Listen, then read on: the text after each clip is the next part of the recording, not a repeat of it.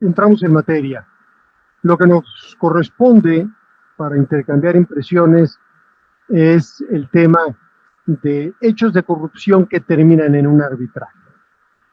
No estamos pensando, ni va a ser el tema del diálogo, lo que pudiera haber, que en el mundo imperfecto en el que vivimos pudiera llegar a haber una actuación indebida dentro del arbitraje. De lo que vamos a hablar es hechos que ocurren fuera del arbitraje, pero que terminan en un arbitraje y son materia de un hecho de corrupción. Arnau, aquí hay varios puntos que son los que sostienen el análisis de este tema. Y uno de ellos es que si hablamos de hechos de corrupción, hay ejemplos muy simples, burdos, que nos permiten identificar, eso es corrupción. Pero hay otros que son líneas grises. ¿Qué es lo que nos puede dar alguna guía para entender cuáles son esos hechos de corrupción que podrían terminar en una arbitraje? Muchísimas gracias, Luis Enrique. Primero de todo, agradecer a Juan Lowell la invitación. Para mí es todo un honor estar aquí en México hoy. Y el primer desafío al cual se enfrenta cualquier tribunal arbitral es el definir la noción de corrupción. No existe una definición absoluta, universalmente aceptada por todo el mundo. Y muchas veces, ¿no?, uno se tiene que basar respecto a derechos nacionales, derechos penales nacionales. Sin embargo, sí que existe la doctrina mayoritaria y ha realizado una definición, y cito textualmente, que la corrupción puede entenderse, ¿no?, como una traducción oculta entre una persona física o jurídica y toda persona que ejerza una función de servicio público, o en el caso, ¿no?, en el sector privado, de una función decisoria, cuya transacción implica un intercambio directo o indirecto o una oferta de intercambio de cualquier tipo de ventaja material, inmaterial, a cambio de un acto o de una omisión de un ejercicio.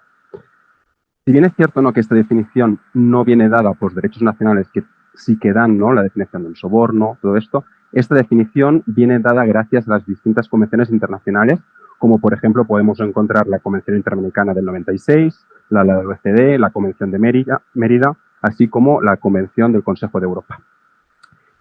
Y si bien es cierto que desde los orígenes pensábamos que la corrupción formaba parte del comercio internacional, en las últimas décadas, ¿no?, se está luchando para evitar, ¿no?, todo tipo de corrupción. Y la problemática reside justamente en que el tribunal arbitral tiene una naturaleza híbrida. Este basa su poder en la autonomía que le han dado las partes, igualmente con, ¿no?, en los tratados internacionales. La problemática, ¿no?, es que el tribunal arbitral, desgraciadamente, contrariamente al juez ordinario penal, no dispone de poderes, ¿no?, de los poderes penales que le serían inherentes. Y para responder a la segunda parte, ¿no?, ¿en qué casos nos encontramos la corrupción en el arbitraje internacional?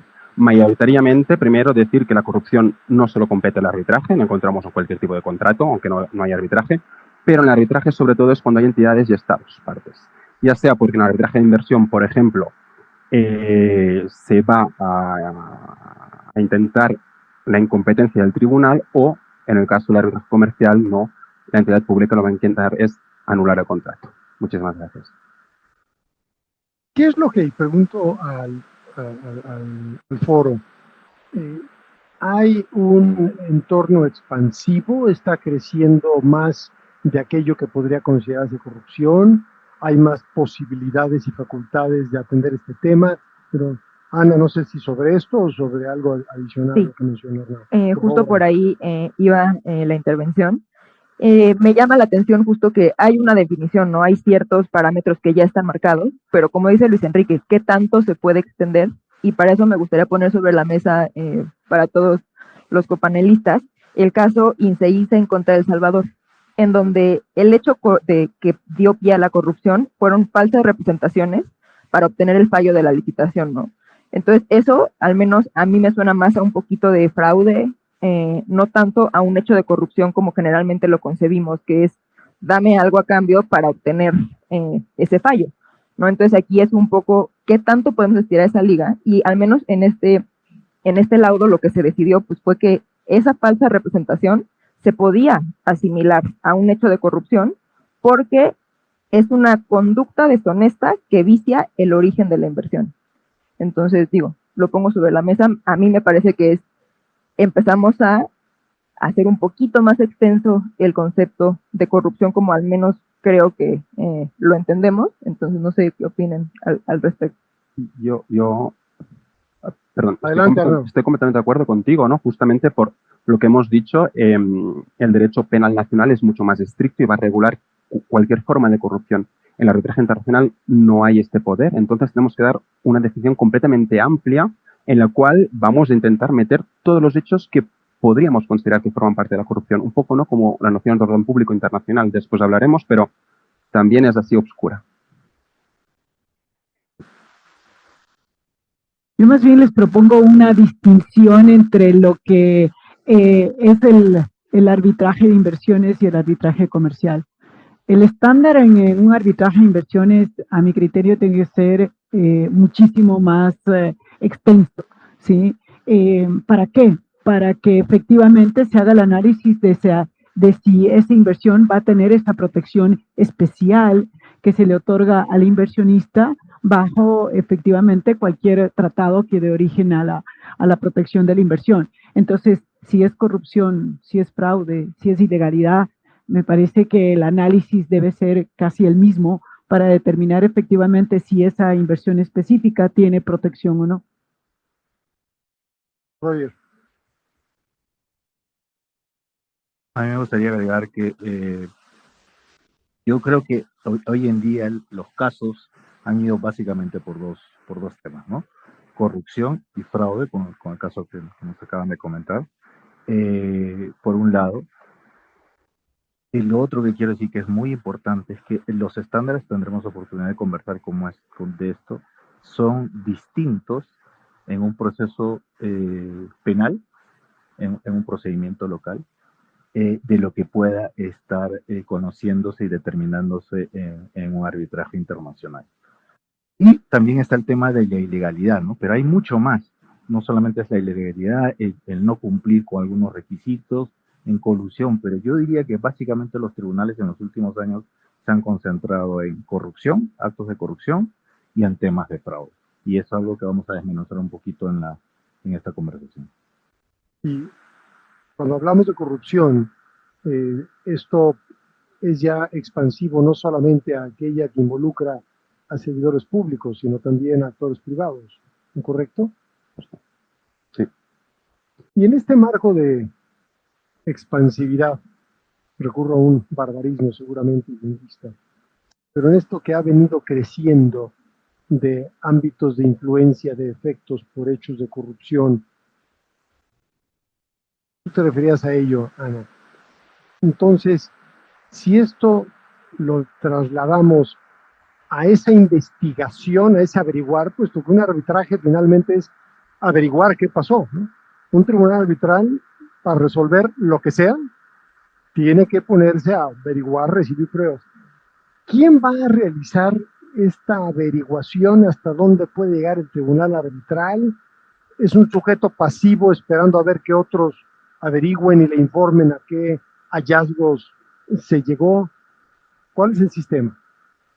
Bueno, el sistema que he visto y que al menos leo, y si estoy en lo incorrecto, por favor, así háganmelo saber, es que las partes son quienes tienen que poner frente al tribunal estos hechos, ¿no? O sea, hay diferentes indicios de prueba o pruebas que pueden llevar al tribunal a determinar que hubo este acto, pero al final las partes son quienes tienen que ponerlo sobre la mesa. O sea, el principio dispositivo no se pierde, al menos en los casos que estuve investigando. El tribunal arbitral tiene que pintar esa línea de qué me están poniendo, y el tribunal arbitral le toca valorar si va a ser a través de probabilidades que lo juzga, a partir de una certeza, o de plano sí esperar una prueba contundente y firme, que es muy raro encontrarla en temas de corrupción, porque digo, si te vas a dedicar a la corrupción, no vas a hacer un contrato que diga contrato de soborno, a través del cual parte A le va a pagar a parte B tanto para obtener cierto contrato. Entonces son pruebas que por su naturaleza están ocultas, hay que encontrarlas y le toca al menos a las partes ponerlas sobre o frente al tribunal arbitral para que el tribunal arbitral pueda juzgar qué tiene sobre la mesa. A mí me gusta añadir que estoy completamente de acuerdo contigo, Ana, pero justamente también creo que depende un poco de la sede del arbitraje. Por ejemplo, voy a dar el caso de París. Si bien es cierto que todo esto compete a las partes de probarlo y, sobre todo, decir si había o no corrupción, la jurisprudencia respecto a la unidad de los laudos permite por primera vez que se pueda decir, ha habido corrupción, por ejemplo, el Estado que no lo diga durante el arbitraje y que lo diga durante el Estado, no de la nulidad del laudo. ¿Esto qué hace? Que hoy en día muchos árbitros hagan preguntas en el caso en que ellos crean que puede haber habido corrupción. ¿Por qué? Porque si no, su laudo puede estar anulado y entonces pues habrá no los inconvenientes respecto al tribunal.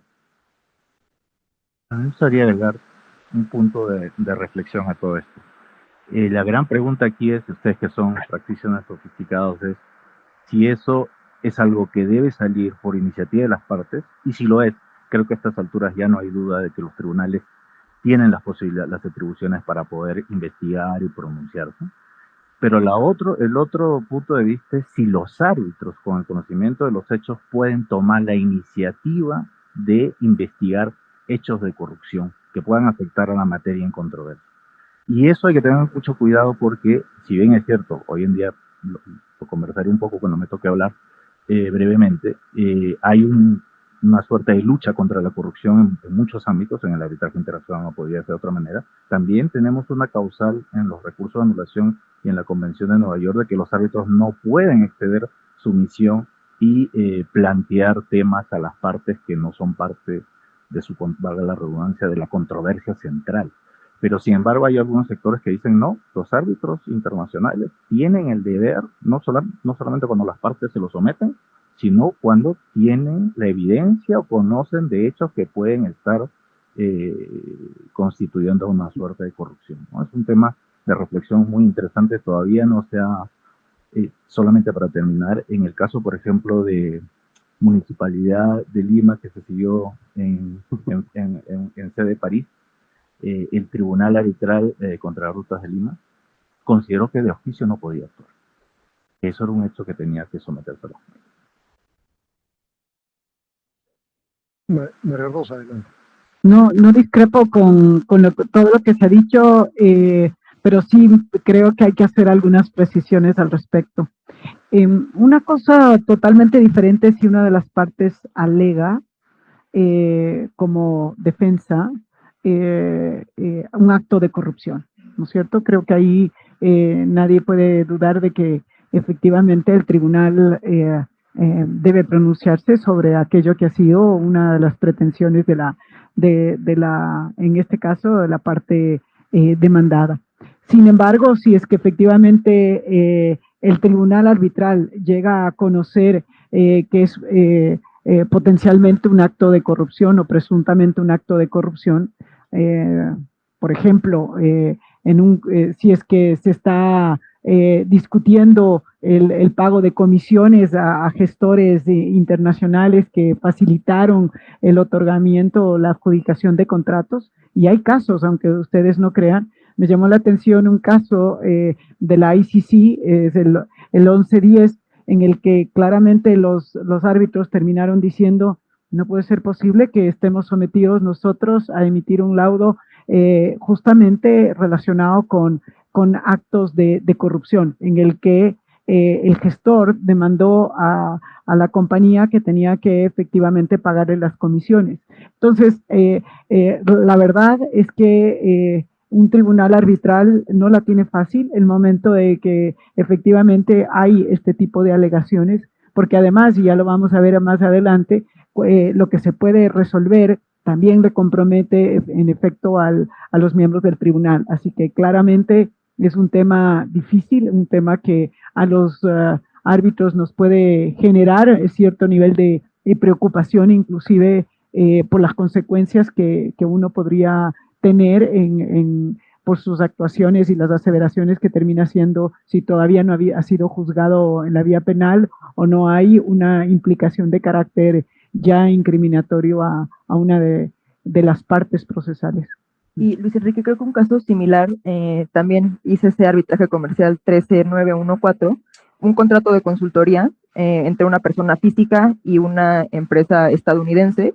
Tenían que pagar ciertas comisiones, eventualmente la empresa deja de pagar las comisiones y pues el consultor lo demanda, y la defensa de la empresa fue, oigan, pero es que yo me enteré que estas comisiones que estoy pagando se están yendo como soborno a ciertas personas que trabajan en gobierno para que nos caiga, digamos, que más negocio bajo este contrato que tenemos celebrado.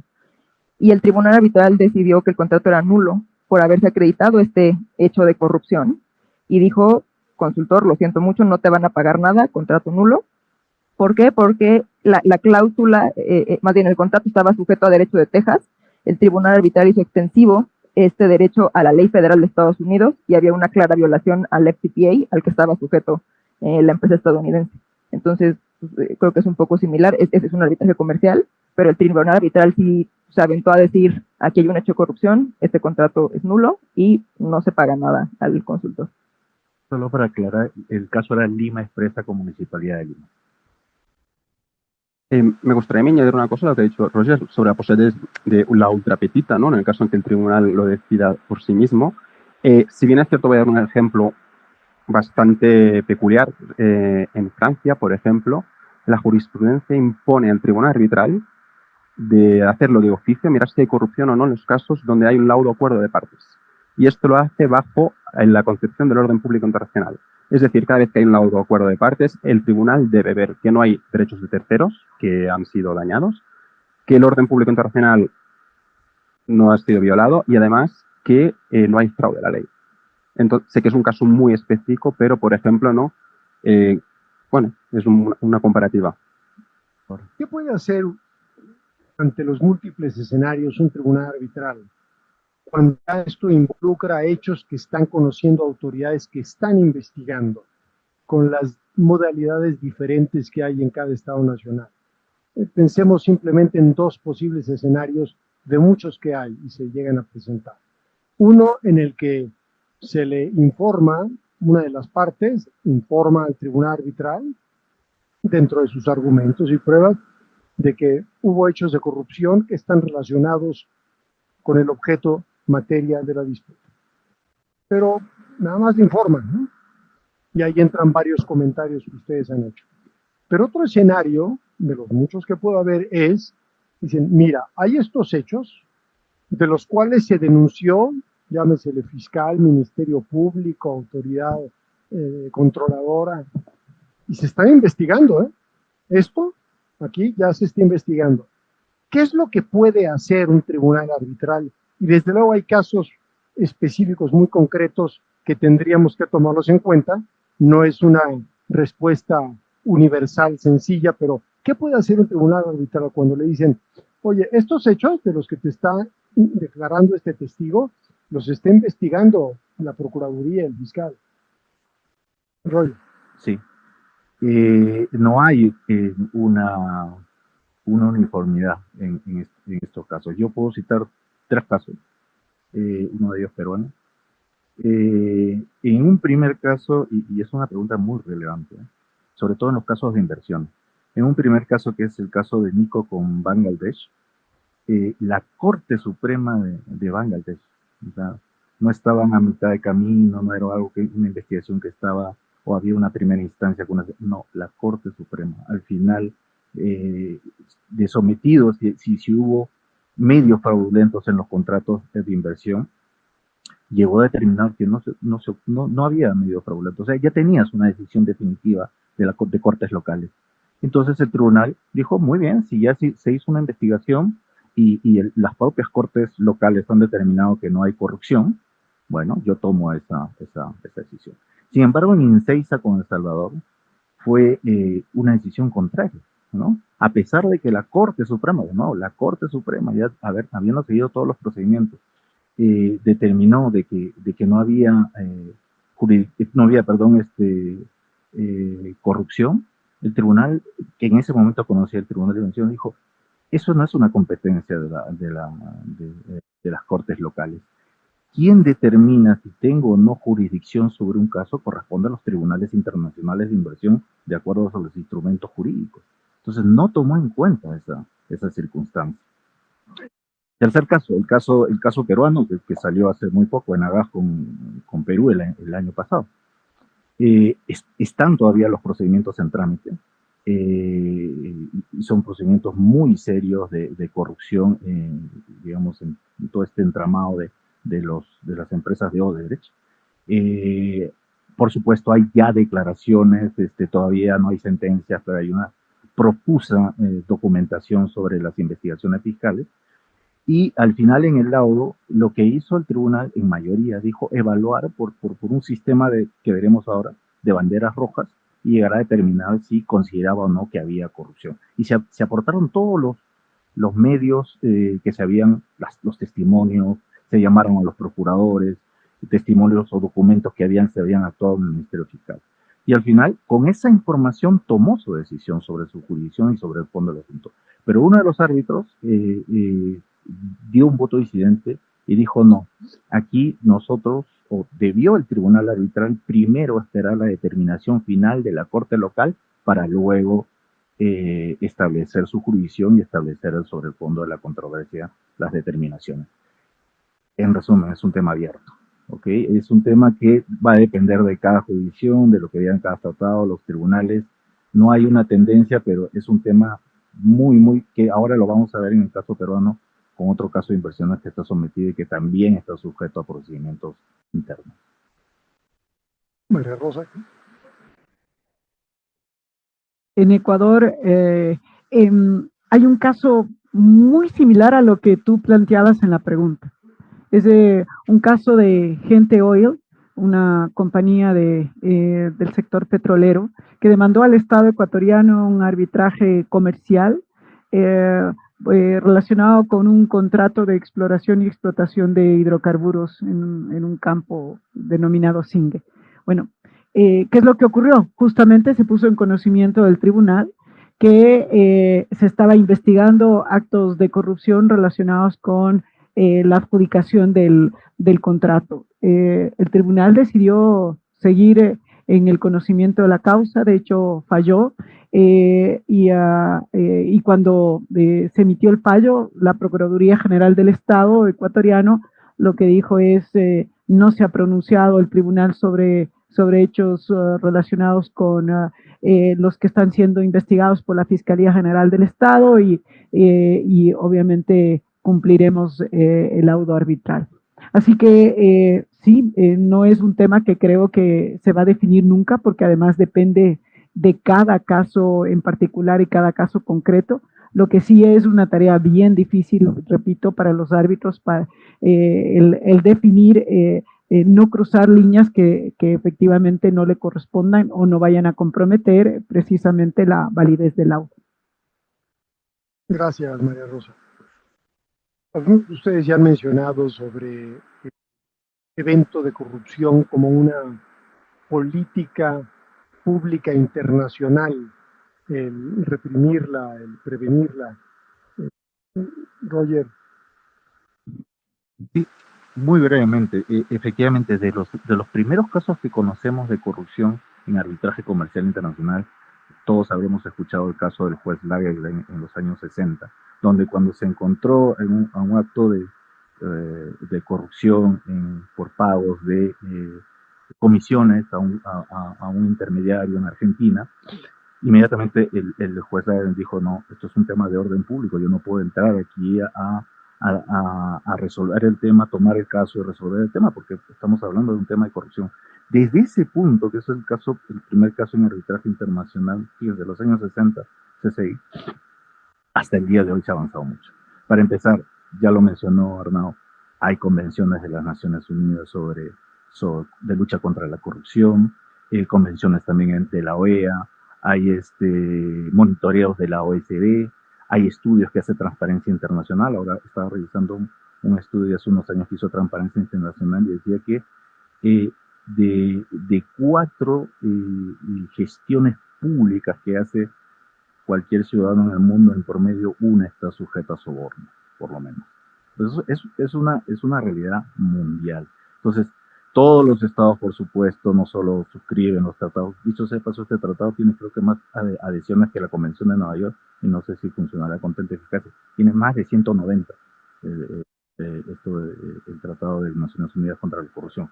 Entonces, los instrumentos jurídicos internacionales están, y por supuesto las políticas nacionales anticorrupción de cada país están en mayor o menor medida.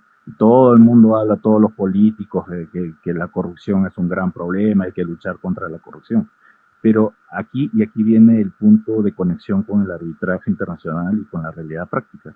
El problema es si más allá de ese discurso escrito, de ese discurso, digamos, normativo, hay acciones concretas de lucha contra la corrupción. Y eso es muy importante. Ahora que mencionaba el caso, estos dos casos, claro, la deferencia que puede tener un tribunal internacional va a depender de qué tipo de Estado es el que está alegando una defensa de corrupción. Si es un tipo de Estado en el cual no tiene una política de corrupción en los papeles normativamente, pero en la práctica no tiene ninguna acción concreta de lucha contra la corrupción, eso va a ser un factor determinante en el momento de la determinación del tribunal arbitral. Y con esto termino, Luis Enrique. Y dos, muy importante todavía, más importante aún, ¿cuál ha sido la acción de ese Estado en el caso concreto, en el que está levantando una defensa de corrupción? ¿Cuáles han sido las acciones del Estado en ese caso concreto para luchar y aminorar o menguar la corrupción que se ha dado? Y en muchos casos los Estados no han pasado ese test. Entonces el Tribunal Arbitral ha llegado al final a la determinación, bueno, sí, has ratificado los convenios, tienes una ley anticorrupción, pero no tienes una política anticorrupción en la práctica. Y en el caso concreto, no tomaste medidas razonables para luchar contra esa corrupción. Y se esperaría en ese tenor de los mínimos que debiera haber, siguiendo ese criterio, por parte del Estado que alega estar afectado por un evento de corrupción, el de que hubiera un procedimiento sancionatorio contra alguien, porque esa corrupción, sobre todo si involucra al sector público, involucró por lo menos a un sector público, a un servidor público. ¿Sería eso parte de los deberes que se esperaría bajo un cumplimiento de esta política pública internacional? Solo te digo un dato para responder eso de una línea. En algunos casos no solamente no se hizo, sino que esos funcionarios presuntamente acusados de corrupción, que participaron en los hechos de corrupción, incluso fueron promovidos. Entonces, con lo cual el tribunal ya con eso saca mayores conclusiones sobre el tema en concreto, ¿no? Pregunto para cerrar este tema, ¿esta política pública internacional podría llegar a trascender en el momento en que judicialmente se examinara el laudo? Porque muchos ha dicho ya en la mañana, y conocedor por todos los que están en esta sala, el de que son muy limitados los casos que podrían dar lugar a desestimar la eficacia de un laudo arbitral. Pero esto es algo que podría llegar a ser uno de los campos en donde puede transitar un juez para restar eficacia, para anular la eficacia de un laudo. Pregunta. Sin duda, y el tema es ahí orden público internacional. Y es arbitraje comercial, por ahí van a venir todos los cuestionamientos, pero no solo al momento de la ejecución. Ojo, también puede venir, si es un arbitraje comercial o incluso un arbitraje de inversiones que no tienen requisito de legalidad, expresamente en el tratado, va a venir la discusión de orden público internacional, porque es un principio hoy en día universal, si se quiere, la lucha contra la corrupción, y por ahí no me quiero extender porque nos vamos a entrar un poco de repente en ese tema si nos da el tiempo, la famosa doctrina de las manos limpias. Nada más, sumando un poquito ahorita que dijo Roger el tema del orden público internacional, creo que también para hacer el contraste en arbitraje de inversión, vale la pena poner sobre la mesa el caso BSG Resources en contra de Guinea. Ahí no fue un tema de jurisdicción, no fue una defensa que tiró, digamos, hacia la jurisdicción del tribunal, sino a la admisibilidad de los reclamos. Y la base fue precisamente esa. ¿Soy competente para conocer bajo el tratado? Sí. Entonces, entro a analizar ciertos reclamos, pero el tribunal arbitral lo que dijo es, tengo que distinguir entre los reclamos que están viciados de un hecho relacionado con corrupción, esos los rechazo, son inadmisibles, y me voy a abocar solamente a los que no tengan, digamos, este tinte para respetar el orden público internacional. Caminemos de este enfoque de la política pública internacional a lo que puede ser ya un enfoque procesal respecto de la admisibilidad, respecto de la calificación de una inversión y que sea adecuada para poder ser materia de estudio en un arbitraje, por ejemplo, internacional. Anne, ¿en dónde puede llegar a ser un debate sobre la existencia de un hecho de corrupción una cuestión no meramente de discusión del fondo, sino inclusive de jurisdicción. Bueno, pues como comentaba el licenciado Siqueiros, al principio hay que distinguir claramente entre arbitraje comercial y arbitraje de inversión. En el arbitraje comercial el corazón es el contrato, ¿no? El acuerdo entre las partes. En el arbitraje de inversión tenemos un tratado que bajo ciertas reglas y ciertos requisitos protege a ciertos inversionistas de otro estado. Entonces, con esa distinción en mente, para temas de defensa como estado receptor por un tema de jurisdicción, les pido que me sigan en este silogismo. El requisito, digamos, el tratado da ciertos requisitos para que cierta inversión pueda estar protegida bajo ese tratado. Si la inversión no está hecha bajo esos requisitos, entonces la inversión no está protegida bajo el tratado. Si la inversión no está protegida bajo el tratado, el tribunal arbitral no va a tener jurisdicción para conocer sobre esa inversión. Esa es a grandes rasgos la defensa que se puede presentar como un estado receptor de una inversión, tratándose de hechos que fueron alegados como corrupción. Hay también la distinción entre defensa ya para temas de admisibilidad, es decir, tengo la llave, este ejemplo que nos dieron a todos en la escuela, la jurisdicción es, tengo la llave para abrir la puerta, y la admisibilidad es, puedes tener la llave, pero abres la puerta, puedes cruzar o no esa puerta. ¿No? Entonces, jurisdicción, tribunal arbitral tiene la competencia o no para conocer del todo. Admisibilidad, hay ciertos reclamos que a lo mejor pueden pasar la puerta, pero el tribunal arbitral va a decir, no los voy a analizar, por ejemplo, por temas de ser contrarios al orden público internacional. Y hay una tercera, pero luego la veremos y da chance, que es como inversionista, es decir, no es la defensa del Estado, sino el inversionista extranjero puede reclamar que a lo mejor cierto principio sustantivo protegido por el tratado le fue violado por un hecho de corrupción. Pero ahí lo dejo por ahora. Yo. Sigue. ¿A mí? Roger, María Rosa. Yo ¿Quién agregaría desea solamente que un caso muy puntual para complementar lo que acaba de decir Ana. Cuando estamos en jurisdicción y cuando estamos en admisibilidad, y ahí el kick del asunto es si el acto de corrupción o el acto fraudulento va a afectar el consentimiento. Entonces, obviamente, el consentimiento es la madre del cordero. Si ya estás afectando el consentimiento, que es el principio de todo, ¿no es así? Y no cumple ese consentimiento con la legalidad de la inversión, en fin, que fue lo que sucedió en el famoso caso World Duty Free, ¿no? Que se pagó $2 millones al presidente de la República para que sea posible la inversión. O sea, estaba o de manera anterior o de manera concomitante con la formación del consentimiento para que se produzca la inversión. Si es ahí, obviamente es un tema de jurisdicción, porque desde el principio, desde el origen, está la corrupción. Si la corrupción, que también puede producirse de manera posterior o de manera paralela en otro tipo de actos, ya eso es un tema que podría pasar o a admisibilidad o a temas de forma. Pero ya no quiero entrar en ese detalle, pero solamente quería que quede claro que el tema de jurisdicción por jurisdicción, y muchos casos se han caído así, el de World Duty Free y el caso de Inceista Salvador también. María Rosa, Arnau, en ese orden, si me lo permiten. Gracias. A ver, quisiera mencionar un caso relacionado con el orden público, si me parece, para ir un poquito más atrás. En el Ecuador, las disposiciones legales son relacionados con una posible nulidad del laudo, establecen causales taxativas.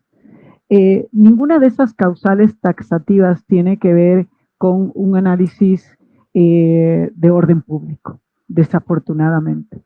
Entonces, quiero hacer esta salvedad porque no, mi opinión obviamente no va a tener relación con laudos expedidos en el Ecuador, sino en general, básicamente con la problemática de que unos árbitros, si es que la sede es de Ecuador, en las que efectivamente tengan unas alegaciones de corrupción y que además solo pensemos que se presenta un recurso de nulidad en contra de ese laudo porque no ha habido un pronunciamiento, pueda ser rechazado el recurso de nulidad, no porque no exista el acto de corrupción, sino porque no hay una causal, no es una de las causales taxativas.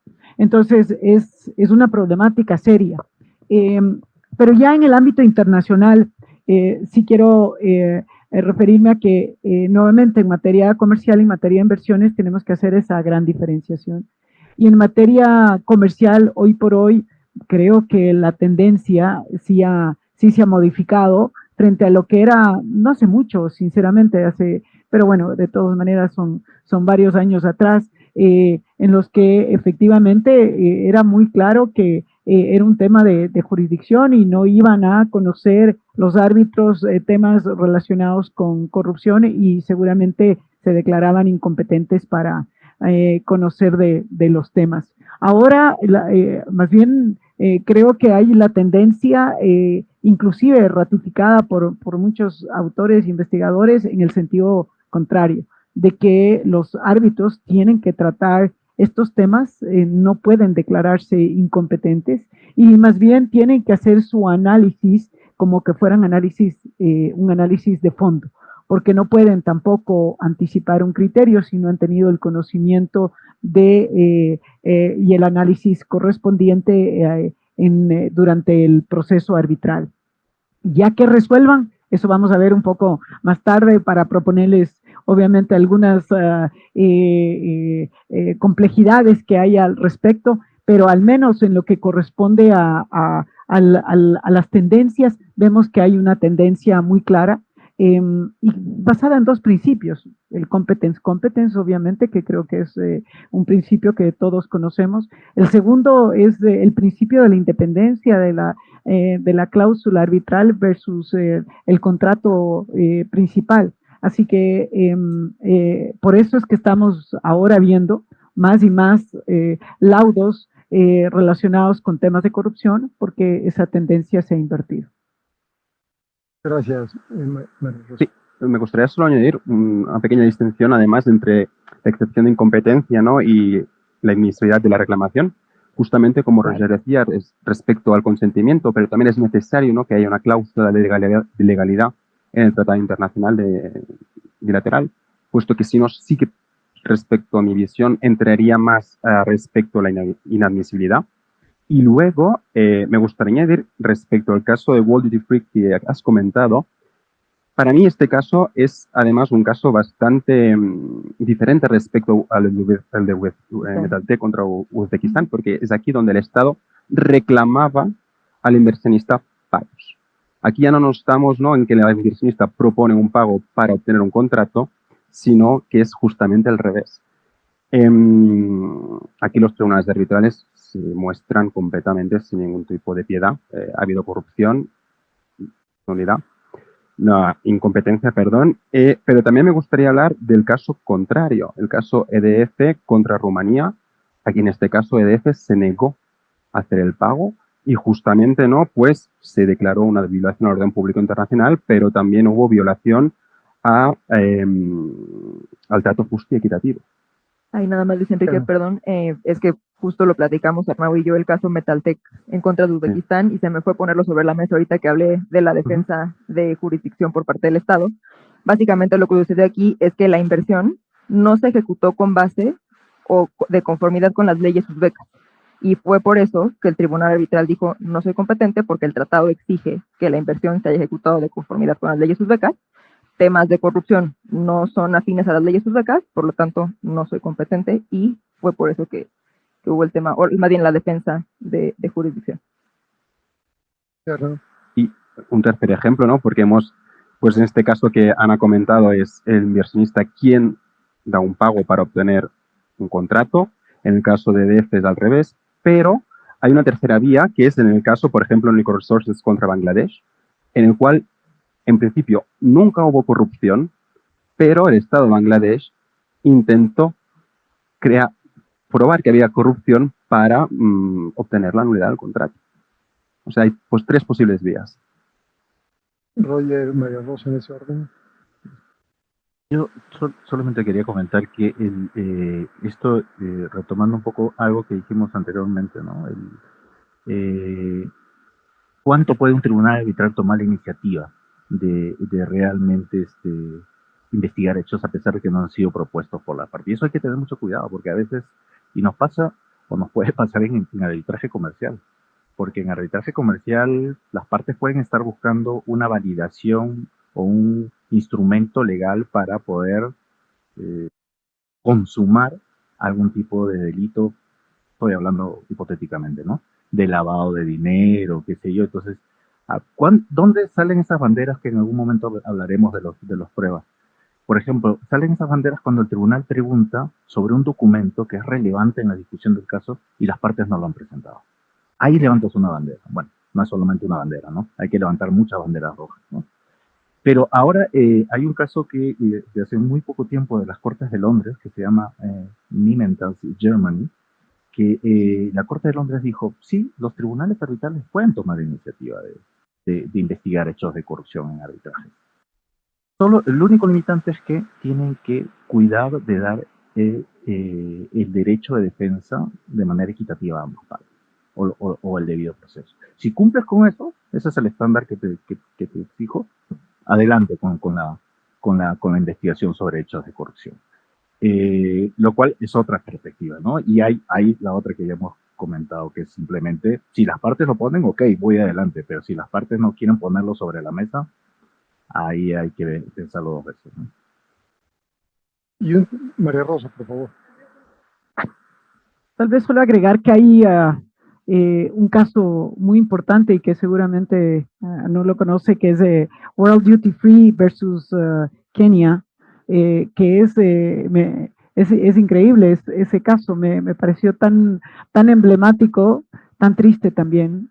Pero en definitiva, les recomendaría revisar ese y el Metaltech justamente versus Uzbekistán, que también es otro caso en los que el tribunal arbitral, básicamente haciendo su análisis de jurisdicción y también de admisibilidad, llegó a la conclusión de que efectivamente no podía pronunciarse sobre las alegaciones del inversionista porque la inversión no estaría protegida bajo el tratado por tratarse de una inversión que se realizó y se adjudicó con actos de corrupción. Vayamos ahora a algo que ya se ha anticipado por algunos de ustedes, que es la dificultad de prueba tratándose de hechos de corrupción. Decía Ana, y con toda razón, va a ser difícil que esté en un documento por escrito, a veces luego hay sorpresas, pero va a ser difícil en donde hay una instrucción de pago para que se le dé a un servidor público. Y digo, hay sorpresas porque todos tenemos en mente casos públicos donde esto se ha hecho constar por documentos en correos electrónicos y que se integran a un expediente. Pero, ¿qué es lo que puede y debe hacer? ¿Cuáles son los estándares que debe tener un tribunal arbitral ante estos eventos de corrupción para su prueba? Arnau.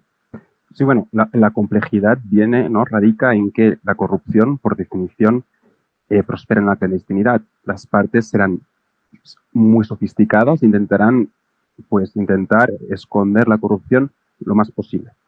Y aquí, para intentar probar la corrupción, existen dos teorías, ¿no? La teoría de la prueba plena o preponderante versus la prueba indiciaria. Todo el mundo sabe que hoy en día, ¿no?, la doctrina mayoritaria es respecto a la red flags y la prueba indiciaria, pero me gustaría añadir una pequeña frase respecto a la prueba plena, y es aquella en que, por ejemplo, ya ha habido una decisión de un juez ordinario que ha condenado a una parte sobre corrupción, o, por ejemplo, que una de las partes diga, sí, yo pagué para tener tal contrato. Respecto a la prueba indiciaria, todo el mundo sabe, ¿no?, que son las llamadas red flags que vienen del Foreign Corrupt Practice Act. Y hay dos tipos, ¿no?, de indicadores. Y estos indicadores, ¿de dónde los sacamos? Los sacamos de la caja de herramientas de los árbitros de la Israel Institute, y mayoritariamente sabemos que hay indicadores generales, los cuales tienen una fuerza probante relativamente baja, y también tenemos los indicadores específicos, ¿no?, los cuales se relacionan mediante a los intermediarios o a las transacciones. Y aquí sí que la prueba es mucho más elevada. Pero solamente por estas red flags no podemos confirmar que hay corrupción. Debe haber una multitud y debe haber un nexo causal entre ellos, y la conclusión del contrato, por ejemplo. ¿Ana? Sí, digo, si puedo sumar al tema de las probabilidades, este balance, esta certeza, a lo mejor razonable que debe de haber. No fue un arbitraje, fue una investigación en la que apoyamos hace ya algunos años aquí en Hogan Lovells, en donde los nombres de las personas estaban cambiadas a personajes de Disney, ¿no? Entonces, evidentemente sabes que no estás hablando con Goofy, que no estás hablando con Minnie Mouse, pero hay un balance razonable de por qué cambiaste los nombres. Como decías, el nexo causal, lo que decían esas comunicaciones, evidentemente eran hechos de corrupción, y ahí había ese balance de probabilidad, no con un arbitraje, con una investigación, pero creo que ese feeling, esa ponderación es la que deben de tener a lo mejor los árbitros en mente al momento de que este tipo de pruebas se les presentan. Oye, Sí, complementariamente. Claro, aparte está el tema de la carga de la prueba, ¿no? ¿Quién debe asumir la carga de la prueba? Creo que es una discusión anterior. Normalmente quien alega los hechos debe probarlo. Cuando es el tribunal el que toma la iniciativa, seguramente va a tomar un rol más proactivo, ¿no? Pero a veces, ojo, hay inversión de la carga de la prueba, porque no necesariamente la parte que alega los hechos tiene la posibilidad o está en la mejor posición de poder aportar un documento o esclarecer algunos hechos. Entonces, en esos casos muy excepcionales puede haber inversión de la carga de la prueba. Bien, ¿cuál es el método para como se ha explicado acá? Normalmente hay dos extremos, ¿no? El de las red flags, la preponderancia de la prueba, que podemos utilizar las red flags, o podemos ir a la prueba contundente, ¿no? La prueba que se ha establecido en un procedimiento local con una sentencia ya con calidad de cosa jugada. Eso, creo yo, por los últimos casos que se han tenido, son los menos casos. Es la excepción o son los votos particulares de algunos tribunales, en algunos tribunales arbitrales. Lo que está funcionando cada vez más es el sistema de las reglas. Y ahí hay que hacer solamente dos comentarios. Primero, primero, lo que había dicho yo antes, no es lo mismo el estándar de corrupción de un proceso penal que persigue otra finalidad que el estándar que se va a manejar, por ejemplo, en un arbitraje de inversiones. Con todo lo que esto implica y con toda la regulación que todos conocemos, marco jurídico, instrumentos, etcétera, etcétera. Segundo, hay que analizar, pues las red flags pueden ser 2, 3 o pueden ser 10 o 20.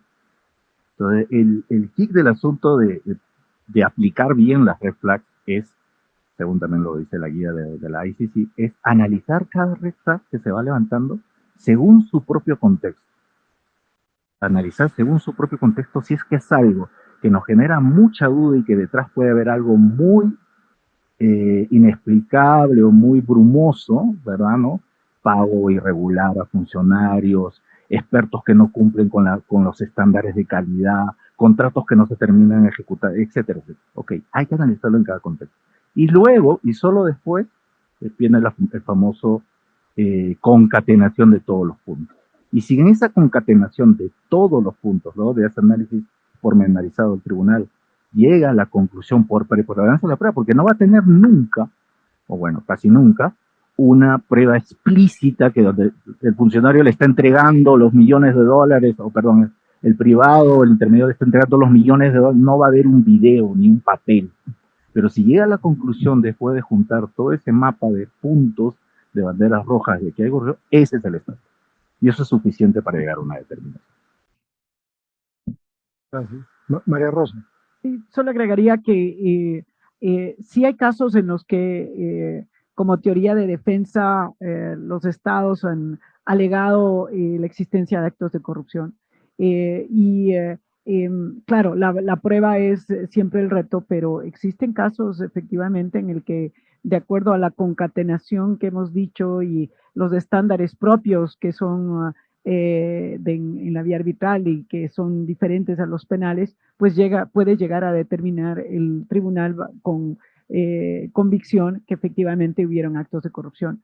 Hay un caso en el cual el Ecuador justamente mantuvo esa alegación, es el caso de Worley International Services Inc. En contra del Estado ecuatoriano, en que efectivamente el tribunal llegó a determinar que hubo un acto de corrupción y por tanto en este caso no declaró la nulidad del contrato, pero sí negó todas las pretensiones. Y un punto que se ha mencionado, lo acabas de decir, Roger, el de que no estamos frente a un proceso criminal, aunque puede tratarse de conductas criminales y el estándar de prueba es diferente. A mí me crea conflicto cuando se establece, como ocurre en muchas áreas del derecho, criterios, yo les llamaría académicos, y no lo digo en tono despectivo alguno. La academia también es una parte de apoyo importante y el estudio de la doctrina para nuestras disciplinas, pero cuando se busca con criterios académicos definir cuál es el estándar de prueba, ¿no? Y llámesele el de certeza razonable. Creo que más allá del tema, que el nombre que le pongamos, pareciere que uno de los que son más pragmáticos es el de, ¿sabes?, probabilidades, un balance de probabilidades, sin tener que entrar a esto es algo razonable, provoca convicción suficiente. Pensemos en estándares de prueba, por ejemplo, que hay en el sistema del common law para temas civiles y temas criminales, cuando lo que podría y debería hacer un tribunal arbitral cuando está frente a hechos de corrupción es, a ver, voy a averiguar esos hechos en el entendido de que la decisión va a tener un enfoque limitado. No va a ir alguien por esa sola decisión a pasar el resto de los días o algunos tiempos en un cuarto oscuro y con rejas por delante. Bien. Quisiera pedir su opinión, y hay o precedentes que ustedes conocen. ¿Qué es lo que puede o debe hacer un tribunal arbitral ante el siguiente escenario? Hay corrupción, se demuestra la corrupción, hay un proyecto, pensemos, de obra pública, y se demuestra que lo que está reclamando, reclama 500, pues no procede. El tribunal arbitral concluye que no procede porque si bien hay documentos, hay aceptaciones, hay un acuerdo, pero hubo corrupción de por medio. Pero ahí está el hospital, ¿no? O ahí está la carretera, o ahí está el puente. ¿Qué es lo que debe hacer o qué puede hacer un tribunal arbitral? María Rosa. Gracias. Pues al menos pensar y analizar la nulidad del contrato. Eso bajo los estándares justamente que hemos analizado en esta reunión es un análisis sine qua non que tiene que realizar el tribunal. La declaratoria de nulidad del contrato es lo menos que bajo los estándares internacionales se esperaría que haya de por medio en la declaración de un tribunal. Pero está claro que la opción que también tiene es la negativa de las pretensiones. La negativa de las pretensiones que no tiene el mismo efecto. Inclusive considero que aun cuando el efecto es distinto, podría inclusive exponerse el laudo a un recurso de nulidad si no declara la nulidad del contrato. Pero volviendo al tema, las pretensiones. Y ahí las pretensiones es si una de las partes reclama devuélvame la plata que he entregado como anticipo, por decirles, o demás, el tribunal arbitral, ¿qué va a resolver? Va a resolver básicamente negando parcialmente las pretensiones, concediendo la pretensión de devolución del dinero, tomando en consideración de si ha habido o no una declaración previa de nulidad. Entonces no la tiene fácil el tribunal arbitral, pero claramente el estándar yo creo que es declare la nulidad, niegue todas las pretensiones, que la parte obviamente que contribuyó en la corrupción también lleve buena parte de las consecuencias que eso ocurre. Y por último, costas, ¿no? O sea, costas procesales, que eso es una forma también de establecimiento de sanción por parte del tribunal. De tal manera que algún costo deban asumir las partes por haber generado estos actos de corrupción. Gracias, María Rosa. Con cronómetro enfrente, 1 minuto cada uno de ustedes, una reflexión final, por favor. Si les parece, Roger, Arnau, Ana. Sí, 1 minuto. Yo creo que, para decirlo gráficamente, el inversionista no se lleva nada. Si se declara la jurisdicción, que no tiene jurisdicción, y el Estado triunfa en su defensa sobre la jurisdicción, el inversionista ni siquiera se llega a ver el fondo del asunto, ¿no? No se lleva nada, y sobre todo porque sabemos que todas las demandas de inversionistas están asociadas normalmente a indemnizaciones, ¿no? A las compensaciones de los daños sufridos. Y si es que logra pasar las barreras, ¿no? Acuérdense, tenemos 3 barreras. Tenemos jurisdicción, hemos conversado acá, tenemos admisibilidad y finalmente tenemos temas de fondo. Entonces, si al final el tribunal dice, aquí hay corrupción, perdió todo, ¿no? Perdón, Arnau. Estoy completamente de acuerdo contigo, María Rosa. La problemática es, porque me gusta la discordia, es justamente, ¿no?, que la corrupción es cosa de dos. Y si se declara la unidad del contrato, ¿a quién se está favoreciendo? Al Estado. Porque durante 20, 30 años, ¿no?, el ejemplo que has dado del hospital, pues ha estado utilizando el hospital. Entonces, no, esta es la crítica, ¿no?, que la doctrina hoy en día hace a, es una solución, sí, pero ¿es la buena? ¿Habría algo mejor que dar? A lo mejor, como hay un laudo muy conocido en donde la conclusión que se dictó fue, a ver, eso que me dice, llámese puente, hospital, carretera, a ver, no vale 500. Estos trabajos que hiciste que se te adeudan son 380. Tienes que pagar 380. Desde luego, cada caso es específico y aquí no estamos dictando jurisprudencia. Ana. Pues digo, para cerrar la reflexión, creo que siendo el evento para nuestros in-house counsel, como pueden ver, esto se mide con red flags. Cuando empiezan a haber mails raros, cuando empiezan a haber pruebas que huelen raro, es una red flag. Si hay mails donde le hablan a la Sirenita, a Aladdin y a Winnie Pooh, algo raro está ahí atrás. Entonces, red flag, acérquense con nosotros porque como pueden ver, diferentes escenarios, diferentes consecuencias para cada uno de estos actos de corrupción. Y aquí nada más tenemos 2 preguntas de la audiencia. La primera es casos precedentes donde en un arbitraje de inversión el tribunal haya descubierto corrupción entre el Estado y el inversionista. Digo, ya mencionaron varios, pero bueno, pueden abundar. Y la otra que está muy interesante y un poco lo que decía María Rosa, aquí, ¿qué pasa si el tribunal arbitral se da cuenta que hay corrupción, pero ninguna de las partes lo alega? ¿Qué debe de hacer el tribunal arbitral? ¿Cómo balancea la protección al derecho a ser oído y el respeto a las normas imperativas y de orden público? El tribunal se da cuenta que hay corrupción, pero ninguna lo quiere alegar. Yo creo que eso es más probable que pueda pasar en un arbitraje de comercial que en un arbitraje de inversiones, ¿no? Porque recuerden siempre que hay toda una metáfora que se ha escrito sobre esto, ¿no? Si es que la defensa de corrupción de los estados termina siendo una suerte de ataque o de defensa o de escudo en realidad. Pero detrás de esa reflexión, esa metáfora está, bueno, el Estado muy fácilmente se puede deshacer y desentender de sus obligaciones internacionales diciendo, no, aquí hubo corrupción, ¿no? Y con lo cual el ejemplo que puso Luis Enrique, si se construyó una obra que valía 300, pero por corrupción llegó a 800, igual la obra se gastó y hubo una inversión. Pero del otro lado, Luis Enrique, está si un acto de un inversionista en general, bueno, en este contexto inversionista, se mancha las manos con corrupción, ¿por qué el tribunal tendría que avalar? Es una reflexión, ¿eh? No es algo que se ha escrito así necesariamente en los laudos. ¿Por qué el tribunal, dice esta doctrina, que tendría que manchar también las manos para reconocer algo que estuvo teñido y manchado de corrupción? Sería un efecto punitivo. Allá sería un efecto punitivo, ¿no? No es un ejercicio aritmético de enriquecimiento o empobrecimiento, sino, pongo en otras palabras tu razonamiento, darle un efecto punitivo. Claro. Sí, si es que es posible, ¿no? Habría que ver la ley aplicable y todo lo demás.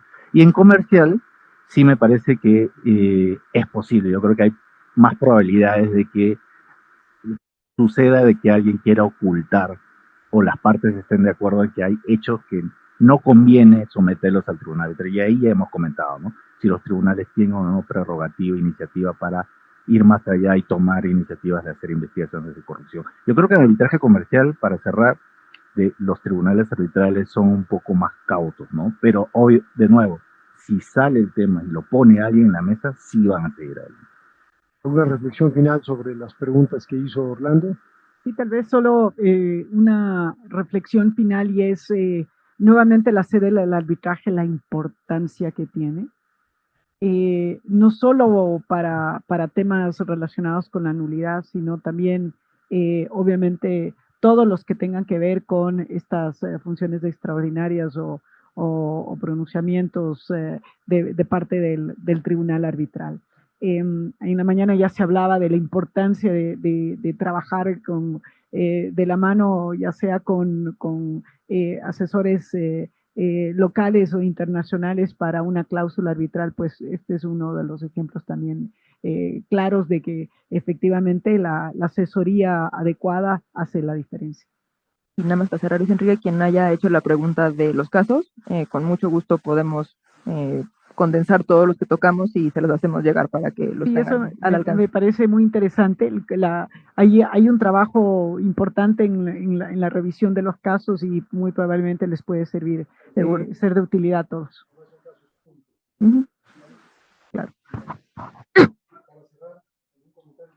Ajá. Bueno. Yo sí tengo uno y es agradecer a Hogan Lovells y obviamente al público por quedarse hasta estas horas oyéndonos a nosotros. Así es que muchísimas gracias, muy honrada. Bueno, pues para cerrar con este maravilloso panel, en cuanto a los integrantes panelistas, yo solamente fui el moderador, pero muchas gracias a todos por participar en las jornadas de arbitraje Hogan Lovells 2026. Tenemos un mundo cambiante, un país muy cambiante, en donde la forma en la cual ha evolucionado muchos temas dentro del derecho es a una velocidad y una dirección a veces impredecible, y el arbitraje no ha sido la excepción. Es complejo en cuanto a que si hacemos un repaso rápido, y aquí hay practicantes y aficionados al arbitraje desde hace muchos años, los temas que había en las conferencias de arbitraje hace algunas décadas era la flexibilidad del arbitraje, las diferencias de especies de arbitraje, cuáles eran los principios sagrados del procedimiento del arbitraje. Así empezó a tener un crecimiento importante los temas como los que han escuchado hoy de voz de personas muy autorizadas, que nos llevan a entender la dimensión que está teniendo y el rol que le está empezando a dar nuestra realidad, la del mundo y la de cualquier país, al arbitraje. Enfrentaremos temas cada día más difíciles, entre otras cosas por el gran uso que está teniendo. En nuestro país se piensa, algunos dirán, se desea, de que crezca el uso del arbitraje ante el escenario que se ha venido a presentar con el cambio drástico que ha habido en nuestro sistema de impartición de justicia. Bueno, vendrá un mayor uso, vendrá más complejidad, y estaremos aquí para seguir reflexionando y aprendiendo todos de ello. Nos esperamos. Gracias en las jornadas de arbitraje Hogan Lovells 2027, y por supuesto gracias a nuestros panelistas magníficos y conocedores de este tema.